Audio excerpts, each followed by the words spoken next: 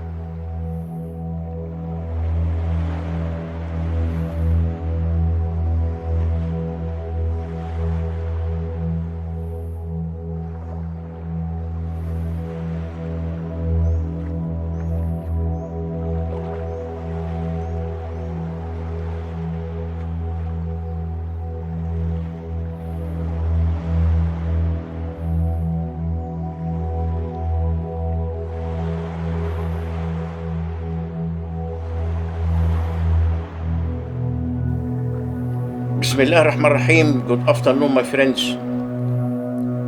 Today I'm doing right now, as usual, triple cam, Canon R with Canon 85mm, Canon 80D with Canon 18-135mm, plus Sony A7 II with Sony Zeiss 24-70mm. Fotógrafo, Joe Studio, Manhattan, New York City. Welcome to my studio.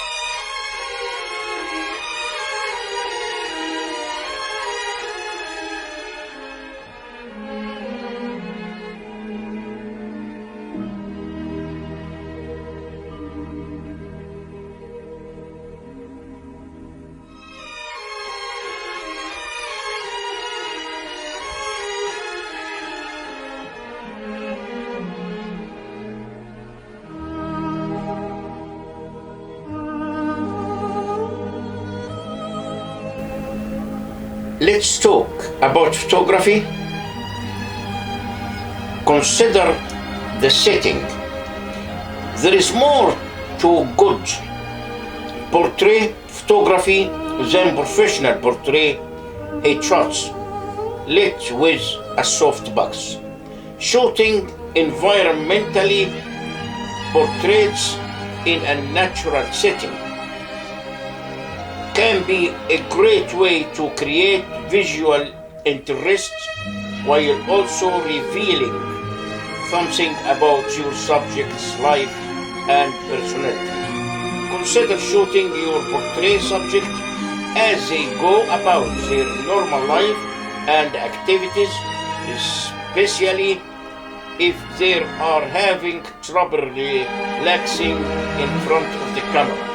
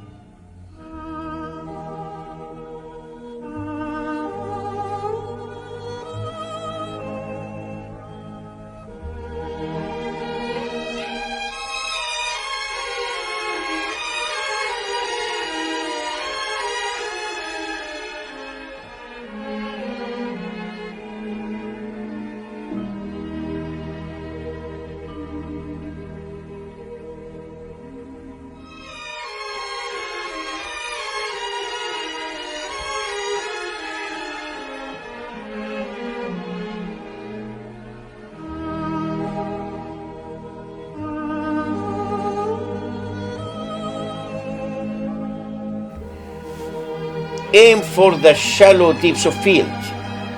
When shooting portrait, you typically want to focus to be on the subject's face, not in the background or in the other words.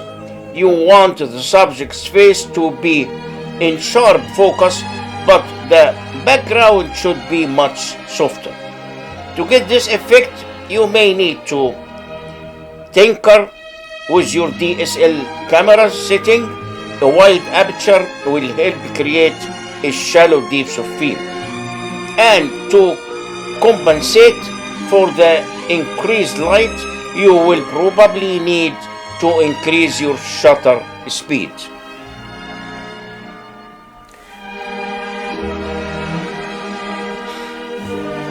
Practice with different portrait lenses. While a standard 50mm lens might work great in many situations, you may want to experiment with some other options when it comes to shooting portrait. It may seem counter-invitation, but telephoto lenses can be great for portrait photography since they can intensify the contrast between your subject and the background. They also allow you to shoot close-up photos without getting too close. It's generally best to avoid wide-angle lenses as they exaggerate your subject's features, especially near the edge of the frame.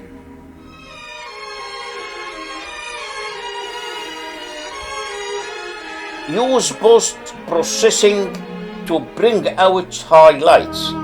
When you post-process portraits, you are continuing the line of thought you had when you were shooting, which involved paying close attention to the relationship between you and your subjects and your background. When the viewer looks at the photo, the eyes are usually drawn to the brightest or most colorful parts of the image. So when you process a photo, you can balance the brightness and the color to make sure your subject stand out. Finally, always shoot in RAW. When you go into post-processing, you want to have as much material to work with as possible. With digital photography, that means shooting in RAW, while RAW formats introduce larger file size and greater complexity. They also give you a greatest possible control over how your image look. You will be especially thankful for RAW images when it comes to adjusting the white balance of your photographs.